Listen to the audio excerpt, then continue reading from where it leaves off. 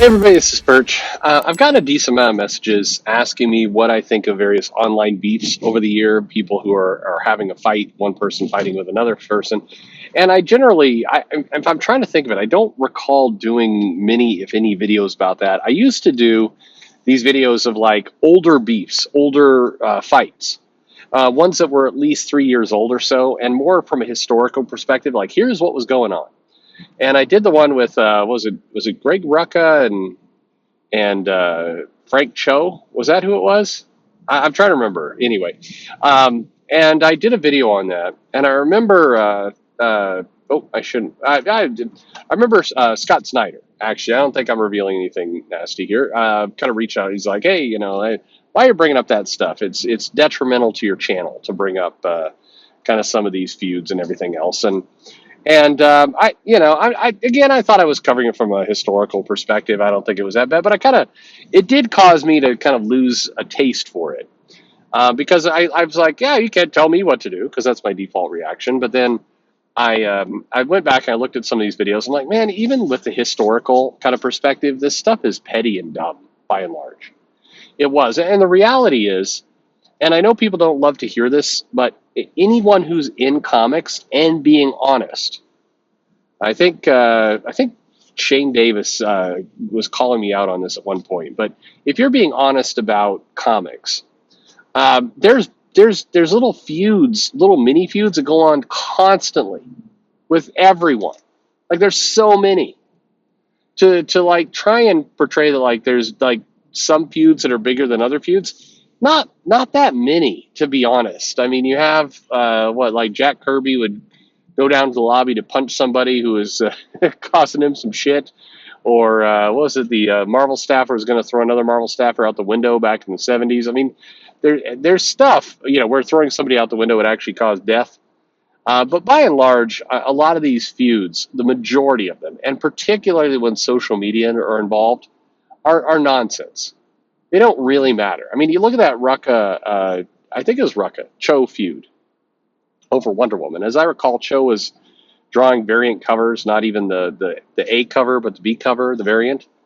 And Rucka was basically like, I don't want Cho drawing his stuff because he draws, images of Wonder Woman that are sexist. And it was tied into the Spider-Gwen thing at the time. And then Cho was doing this, sketch commission covers where you draw like a female character going, look at my ass, it's so big. And it's like, I'm outraged. And it was a gimmick. And it was a successful gimmick. He sold a lot of covers. And it kind of looks charming in hindsight, right? Like as we're looking at it in 2022, you're looking back at like Frank Cho making money off of doing covers with Spider-Gwen saying outrage as like, what a quaint time. What a quaint time that was. Like it's just it looks charming now. But anyway, this is the thing. And like many things involving social media, it clearly doesn't matter. After a relatively limited amount of time, it doesn't matter. Like this stuff is all stupid. So, but a bunch of you have reached out asking me what I think of the Mark Brooks Gabe situation. Now, I did an interview with Gabe, and for the record, I'd happily do an interview with Mark Brooks. I have no idea of how to get in touch with Mark, but I'd certainly do it. But because again, my practice is I'll interview everyone, which a couple of you really hate that practice, by the way. I made the comment that I would happily interview Vita at some point, and I got some really riled up people telling me that I was the reason for the death of the comic industry and all the rest. It's like, look, my goal with a lot of these interviews is to talk to somebody, have an engaging conversation about comics, and then you decide whether you like the person, dislike the person, got what you want out of it. That you're the viewer, you're the one who's investing your time listening, so that's up to you.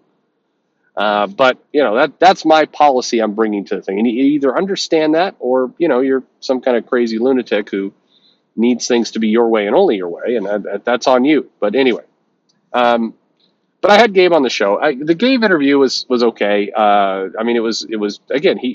I shut up. I let him talk. The only part of that interview I was thoroughly kind of annoyed about was like we get into a topic and he clearly came loaded to go. If you listen to that interview, he like came out hot and just like it took 15 minutes for him to calm down. Then we had a decent interview, but he came out like ready to fight. And I don't know who had told him what beforehand. Guaranteed somebody got it, like, that Perch, he's a sympathizer to the comic industry, so you have to go beat the shit out. So he came ready to do that. It was incredibly clear that like he came like ready to have a fight, but wound up in the first 15 minutes. I'm like, maybe not that long, but we anyway. The interview went on. It was fine. I mean, again, the goal is to provide different personalities. You listen, you decide. That's the goal. So I don't regret any of the interviews I've done. I think they've all been fine on some level. So it's fine. It was good to provide the access for you to hear the guy. But and then Brooks. I mean, Brooks is a cover artist. He does largely variants, or sometimes, when it's an event, they'll hire him to do the A cover. Much in the same way Alex Ross does the covers. I think Mark Brooks is like the not as expensive Alex Ross, but still makes money, and he could put up a booth in a convention, and he can sell a lot of prints because his stuff looks kind of painted and different. And my policy, by the way, and I feel the exact same way about Brooks that I do about Alex Ross and all kinds of cover artists, including Art Adams, somebody I love immensely, J. Scott Campbell, Peach Momoko. Is I would much rather you put out, like, not do all the variant covers and put out one comic a year. Like, I always get kind of irritated with the publishers. Can you just, like, rather than getting Mark Brooks to do a bunch of variant covers for you, can you just pay Mark Brooks to do a comic, like one comic for the year? And then we could actually get interior art as well. That would be keen, super nice, nifty. That's what I would be up for. So I look at all these people the same in terms of, I mean, it's a nice cover, but call me when you do the interiors. And again, Art Adams, a guy I've respected forever, had great long conversations with, own a ridiculously expensive amount of his original art. Love him. But anyway, I would rather see him do interiors. That's what I would like. I what do I think about this feud? By and large, I think. I guess my question is this: was a comic produced? I'm being like a little passive aggressive there. A comic was not produced. Spoiler. This event that went on during a convention where there was Brooks felt threatened by Gabe going by his booth and like whatever, and then the Twitter fallout that happened. Look, every part of that was performance art, and no comic was produced from that entire bunch of bullshit. So as a guy who would like, again, remember, my desire is I would like to see, interior work from, say, Mark. I'd like to see comics produced. Gabe is a colorist. I'd like to see comics produced. If I can see comics produced, that's what I want to rate people on, not their ability to have a Twitter feud. I looked at it. I was warned by a lot of people, like, don't even engage, because it will, rot your brain and you'll lose IQ points just even looking at what went on. I think that was a pretty good call. Complete waste of time on all fronts, except it gained attention. The challenge I have in all this is the attention that is gained from this. Whether you support Mark, you support Gabe, whoever you support in all this, does that attention translate to people making and buying comics? Does it actually produce revenue? Does it help, produce things that people like to deal with that aren't tweets? And the answer feels like no. The work is the quality good thing. The work, not the whatever bullshit's going on Twitter. The tweets seem kind of stupid. I mean, not kind of stupid. They are stupid. And the tweets are irrelevant anyway. They have a shelf life of, I don't know, 2 days, and then they're gone. Like, have you ever, if you're on Twitter, you ever have the weird experience where, you're looking in your notifications and you see some tweet you made like, 6 months ago and somebody liked it? And you're like, what the hell is this? Did I write this? I don't even remember that. How does this person even find it? And you just wonder for a while, like, how did this person find this tweet from like a year ago to like it? It seems very strange. That Twitter is nothing. It's irrelevant. So spending all the time building up a bunch of drama and a little, reality show around that is a colossal waste of time, in my view. But it is your time. You can spend it however you like. It's your game to play.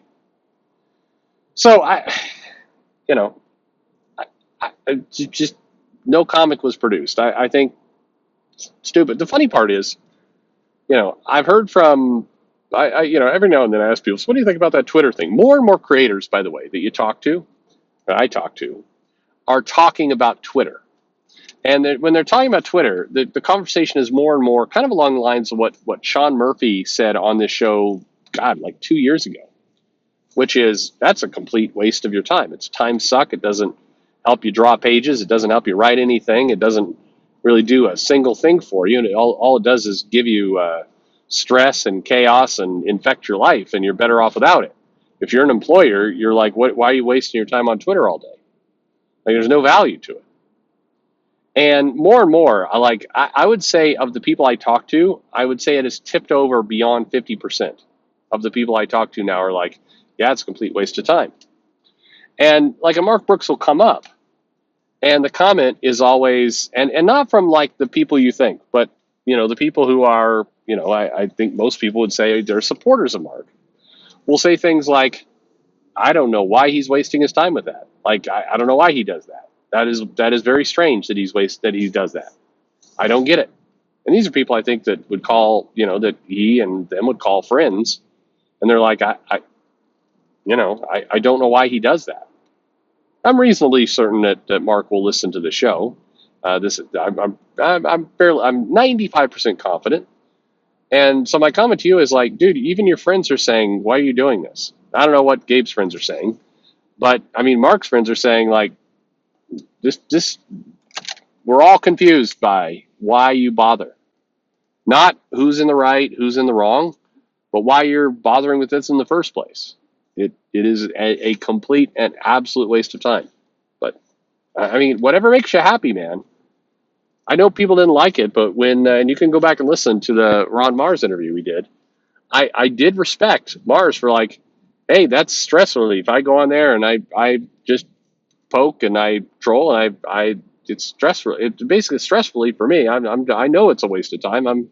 I'm doing it to blow off some steam. That was the coolest, honest, most downside. I mean, also, you may not like the output of that, but love the honesty. I don't know why people do what they do. These feuds are 99% dumb and 99% forgotten within weeks, if not days.